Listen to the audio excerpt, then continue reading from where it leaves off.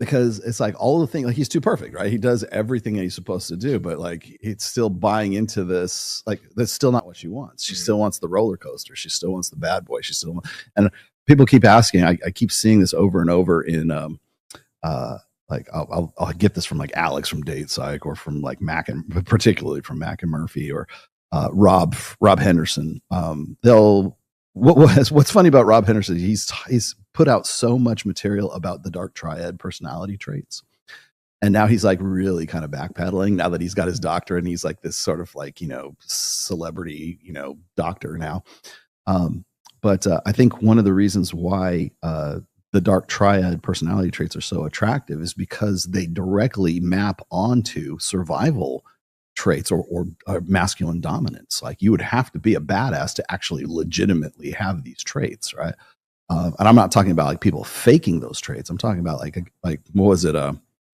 When we talk about hybristophilia is, hybristophilia? Hybristophilia is a dynamic or a psychological dynamic that really only women have.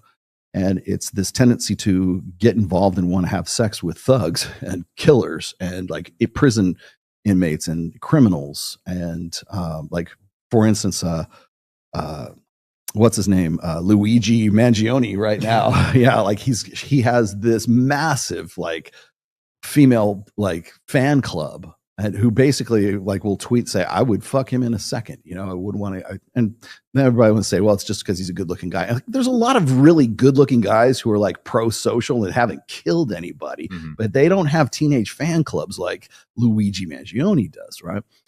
So that's the in a nutshell. I could talk about it for ages, but hybristophilia is the tendency for women to want to get with guys with dark triad personality traits and who happen to be convicted criminals, rapists, killers, whatever else, warlords, lord of war, weapon, arms dealers, drug dealers, right? But why is that? You don't hear, nobody even brings this up. As far as I know, I don't think I've ever seen anybody do a show on hybristophilia who is from sort of the Evo Psych community. But like, why would that be a thing? And I think the answer is that a lot of those traits map onto survival traits. They map onto provisioning, protection, and parental investment, right? Maybe not parental, certainly provisioning and protection, right? It's okay if he's a killer as long as he kills everybody but me and my family and my offspring, right? And I can tame him. Yeah, it's Beauty and the Beast. It's Tarzan is what it comes down to. And again, his burden of performance, he excels at his burden of performance to the point where he kills motherfuckers. But that was really, I mean, if you think about it in our ancestral past, the ultimate the ultimate expression of the ultimate demonstration of higher value. Remember DHS? Demonstration or DHV, demonstration of higher value back in our hunter-gatherer days was to kill another dude, right? You could take his life and take him out of the game. And so in a sense, like I remember when, what was it? Well, there's UFC fighting right now, MMA fighting. I remember when it was, so I was working at the Silver Legacy. I worked at the Silver Legacy Casino in Reno. And it wasn't called UFC. It was called King of the Cage back then. And like religious groups hated it. I couldn't believe it's a blood sport.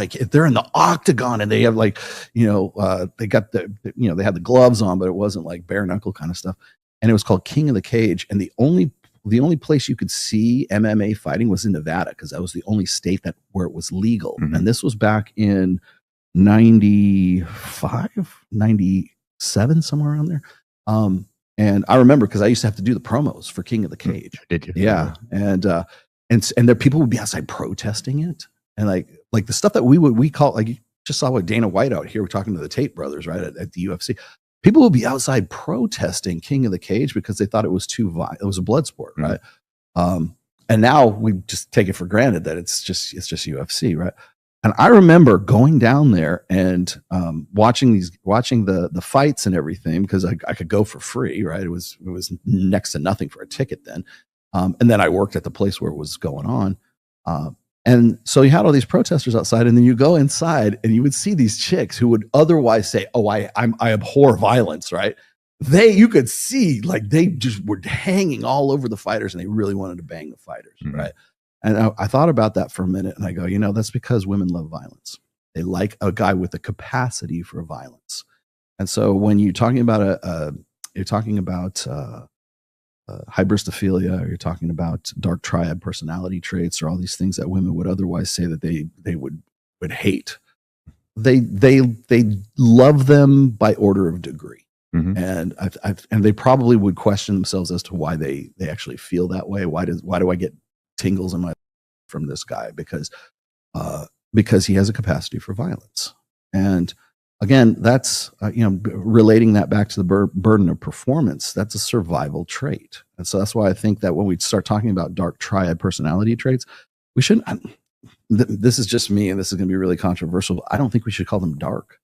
I mean, they are what they are: Machiavellianism, sociopathy, and narcissism. Right? Every one of those traits you can find in by order of degree in any guy.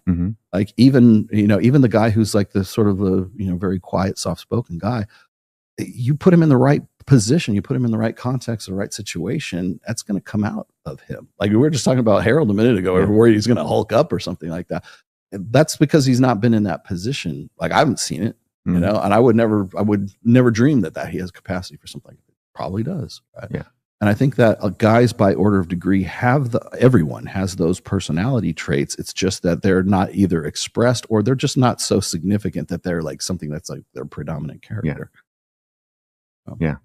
Well, and then just society itself says no. Yeah. Right? No. There's I was going to say there's social buffers for that as well. Because there's a guy that I worked with who he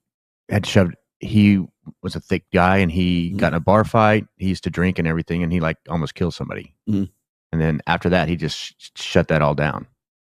Yeah, like completely shut it down. Experience because he knows what he's capable. Yeah, of. Exactly. And so he hasn't gotten with that in a healthy way, and that's kind of hurt him with the women too, right? Because he doesn't even want to go there, and so he's not able to express that side of him in a healthy way for a woman to really open up to him the way he would want her to open up to him. But then on the flip side, it's like, you being in a band, right? So a woman seeing a guy up on the stage who is competent. Yeah. Right. For sure. And other people are watching him. So from that vantage point too, it's like, it doesn't just have to be dark triad. It could be just something like that, right? And being in a band, that you have plenty of girls that want to, even to this day, want to be with you just because you're up on the stage, and you're special, and you can lead. Strippers from Centerfold Wednesday, 8 p.m. Yes. Doe just fired 3 of them. Did you see that? Oh my God, that was so. I love Little Darlings, man. Little Darlings up north, man. Little Darlings is a strip club here in Vegas, and they have the funniest fucking like marquees, man. Doge made us fire the ugliest one, the 3 ugliest. Exactly. Oh God, somebody has a great sense of humor up there. But yeah, I mean, there's the performance side of things too, and then that's also status. So that's that kind of like in fact, the very first question I had here today was talking about social circle game versus like direct approach and stuff like that. And why is social circle? I'll give you my interpretation of this. Is one of the reasons why I think Mike sticks to social circles, not because cold approach can't work. It can, but social circle is much easier if you think about it, because you're already working within a predefined social system instead of like something that's completely, like brand new. It's like virgin territory. You're just going in and diving in and going after, right? Sometimes I'm not saying it can't be successful. It can. Well, then you can lead, right? Yeah. You can be shown as a leader within that community, within that social thing. So, but Mike's done these videos. I wish I had him here now. He's done these videos of how status is perceived. So all status is real and all status is fake, right? It just depends on how it's perceived and what the context of it is, right? So, and then of course, leveraging that to your advantage is Instagram, right? You could be whoever you want to on it. Everybody's, exactly. You know, I mean, I use the example of me like on the back of Fresh's car and taking the picture, like he was taking a picture of me for one of these thumbnails. And people instantly presumed I was flexing on everyone else. So I'm going to make you feel bad by showing you me at the back of my Audi or something. Like, I don't have an Audi. You guys know I don't have an Audi. But like people think, oh, he's showing off his wealth from all the money he took from all these poor guys by selling them books. You know, it's like, and I literally can't post a picture without everybody thinking it's a flex. And I thought about that and I go, why is that? Because Instagram is one of those social systems, like you were talking about before. And so me anyways, I can't get away from it, but it's never been easier to sort of fake the cues of high social status now. And even that comes back to what Rob Henderson was talking about, like, what was it? Luxury beliefs, right?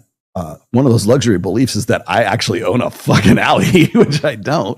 But the presumption is that I would, just by putting it on there. And so really what it was me. Everybody said it was a flex because they presumed that I was showing off my wealth or I was showing off something.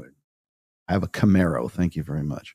But the presumption was that it was a flex because, again, I think a lot of people are hyper aware of the fact that Instagram, especially Instagram, is a format or a platform onto which you go and that's what you're supposed to do, right? Because it's broadcasting social cues.